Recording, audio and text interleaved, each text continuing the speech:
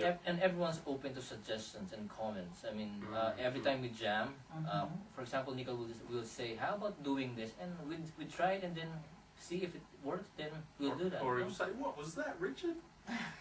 That's really important, though, for you guys to take. You know. Oh yeah. You know, to stick together as well. Mm. Lonely Days. I'm gonna play that in a few minutes from now. But I want to ask one more question. Okay. By the way, to our listeners, since we're having Filipino audience. I heard you already played for a Filipino crowd once. When was this? Well, December 12th, last year, at the Peace Club Christmas party at the Chica Grill Marco Polo Hotel in Dera. Amazing. Gig, lovely Tell me audience, all about it. great organisers. Well, it was such a pleasure to play. everybody had a different experience. Okay. Me as an Indian guy, I have a lot of Filipino friends around, but I've never played to a Filipino audience, a completely Filipino audience. So for me, it was like quite interesting to see so many people at one time who were all Filipinos. And what Quay told me later quite surprised me, because they were like, he said a lot of people were surprised that an Indian guy was actually singing in a rock band. And I said, well, okay, I don't see anything wrong with that. But there's nothing wrong with that. Yeah, but I guess there was a surprise element for me as well and for them as well, because the songs were very well received. People were very, they interacted very well. They loved the stuff, and I personally had a great time. Means probably ask Quay and Richard what is the experience they had, but. As far as I go, I think it was awesome. We all had a great time. But that's all it is, right? When you play and you have a good time and you see the people enjoying you performing there is something that, you know, would just make you high. Absolutely. The natural high. Yeah. I'll be playing Lonely Days. What is this song all about? It's about manic depression. Oh. It's about dealing with manic depression and suicide. It touches on those topics, but it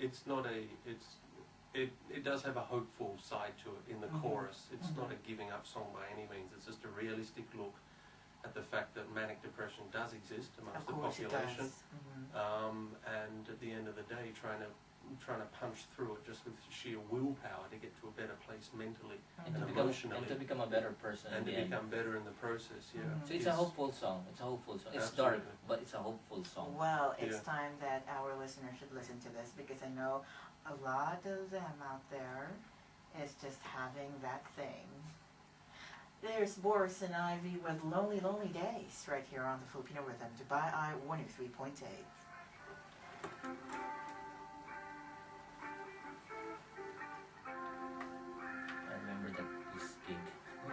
We can't perform. We can't perform on stage. We can't perform on stage. Yeah, that was beautiful, wasn't it?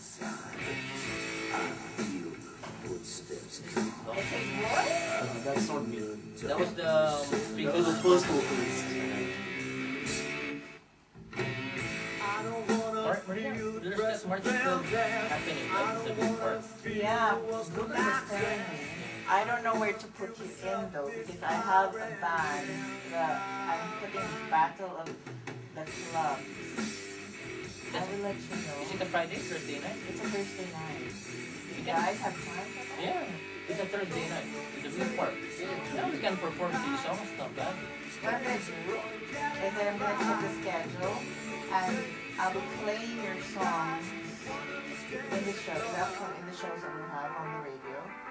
Especially earlier shows, so that, you know, the Filipinos get to have the familiarization with your songs, so that when you play, they can sing along, rock along. Cool. Sounds good. And they're easy to sing along with. It's I know. I would know if it's not really that. It has an impact and it's very like melodic. So. There's a big catchy march called the big part of every time it's so long through the evening. I think that will stick into your mind. You don't know if you're singing it. Yeah, exactly. Bathroom. Yep, exactly. I want them to be annoyingly catchy, this song.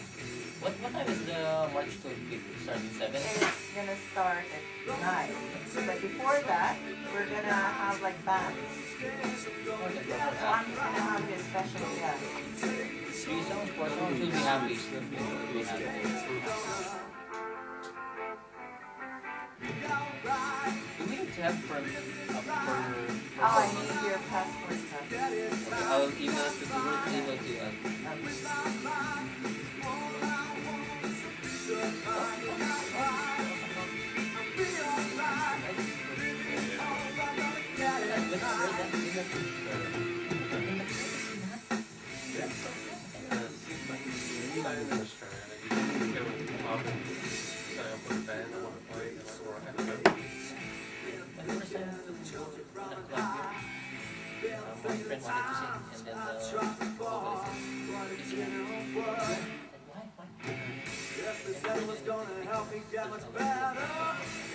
My friend wanted to sing, and then the vocalist said, So what time do you take this show every night? Sundays we pick up 10, but every day we start at 12. So you're from 12 to 6. Like, me usually it's from 12 to 3 or 12 to 2. And the other guys take it from 3 to 6. I think it's also best if you play this like around 5 a.m. because Filipino are Dubai 103.8. There you go. That's Lonely Lonely Days and Borrison Ivy. And still with me on the show is, of course, Mr. Cuevano from Alright, and Nikhil, and Richard Barber. Alright. Tell me more about Borrison Ivy. Things that, you know, you want people to know about the band. Too easy.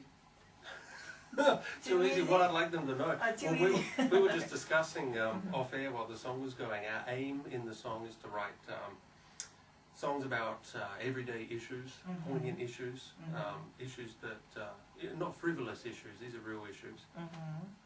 We also want the songs to be catchy, melodic. We want them to have a broad appeal. That's why playing that the Peace Concert charity gig was so good. We had little kids rocking along and older people, everyone. And that's been the reaction at Sharjah Wanderers Club too. We've had a wide variety of ages and people really enjoying our stuff. So that's very heartening because that's what we're aiming to do. How old is the band? 1 year. Actually, yeah, 1 Less year. than 1 Less year. than 1 year. 10 months. And a lot of people are amazed that we're already recording an album. Yeah, you're recording an album, and Nikhil was talking about a second album already. Yeah. Yeah. The thing is, when I came into the band, what I liked about the band was the fact that they all were really dedicated to what they were doing. They all had day jobs, but they never had an excuse of, oh, because I have a day job, I can't do this. So There's no everybody such thing was as that. immensely driven, and there was a vision and a deadline to everything, which is what I liked. It just showed a lot of maturity in the approach to what you're doing. And you're just not on a rock and roll band who comes and goes. You want to do something with what you're putting in. And obviously, one more thing that got me hooked onto them was the songs are very simple, catchy. They are very melodious, and all of us come from the 80s and early 90s era of music. We've grown up with Led Zeppelin, we've grown up with Deep Purple, we've grown up with Whitesnake. So our music taste is pretty much similar. So it is very easy for us to relate to each other and look for a definite sound.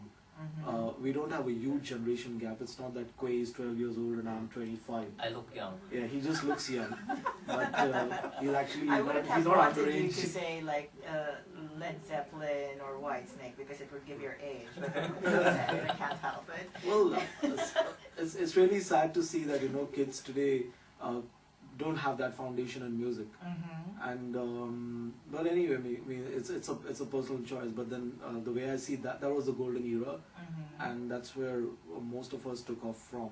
Alright. And I think that's what is very common in our sound as well. If you hear the sound, it's a very late 80s, early 90s hard rock I was sound. going to say that, but I just couldn't pinpoint one band that would. It's like a mixture of everything that's hot during those days. Yes.